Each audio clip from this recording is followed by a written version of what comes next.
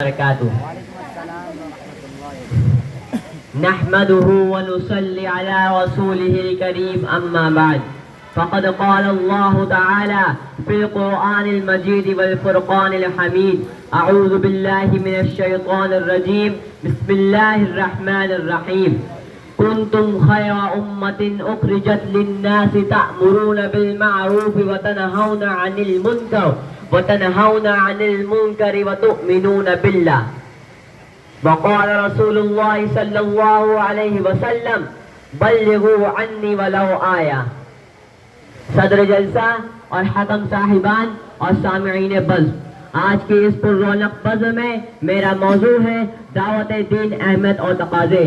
حضرات گرامی، اللہ تعالیٰ نے اس امت کو امت دعوت بنا کر بھیجا ہے اور اس کو خاص مصطوعہ قرار دیا ہے کہ وہ انسانیت کو سیدھے راستے کی طرف بلائے. حضرات، جب ہم دعوت کا لفظ بولتے ہیں تو اس کا مطلب ہوتا ہے اسلامی عقیدے کی دعوت، اسلامی تعلیمات کی دعوت، اسلامی احکام کی دعوت، اسلامی نظام کی دعوت، اس قانون کی دعوت جو زندگی کے تمام شعبوں پر محیط ہے اور جس میں قیامت تک پیش آنے والے مسائل کا حل ہے، جو بڑی نوع انسان کے لیے نجات کا واحد راستہ ہے اور جس کی پیروی پر دنیا و آخرت میں کامیابی کا دار و مدار ہے اور جس سے روح گردانی دونوں جہاں میں کامیابی کا سبب ہے.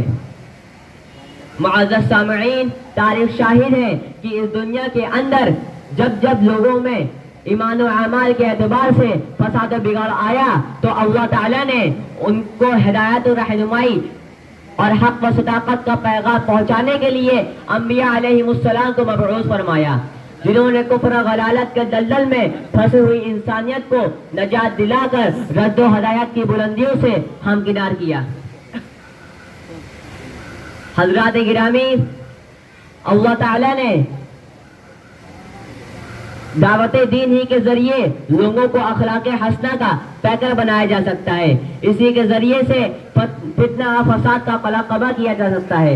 اجتماعی و انفرادی معاملات کی درستی اسی دعوت پر منحصر ہے. قرآن مجید میں اللہ تعالیٰ نے انبیاء علیہ السلام کا تذکرہ کرتے ہوئے فرمایا: وَلَقَدْ أَرْسَلْنَا نُوحًا إِلَىٰ قَوْمِهِ فَقَالَ يَا قَوْمِ اعْبُدُوا اللَّهَ مَا لَكُم مِّنْ إِلَٰهٍ غَيْرُهُ. ہم نے حضرت نوح علیہ السلام کو ان کی قوم کی طرف نبی بنا کر بھیجا تو انہوں نے فرمایا: اے میری قوم، تم صرف اللہ ہی کی عبادت کرو، اس کے سوا تمہارا کوئی معبود نہیں. وَإِلَىٰ عَادٍ أَخَاهُمْ هُودًا قَالَ يَا قَوْمِ اعْبُدُوا اللَّهَ مَا لَكُم مِّنْ إِلَٰهٍ غَيْرُهُ. اور ہم نے ان کے بھائی حضرت ہود علیہ السلام کو قوم عاد کی طرف بھیجا تو انہوں نے فرمایا: اے میری قوم، تم صرف اللہ کی عبادت کرو، اس کے سوا تمہارا کوئی معبود نہیں.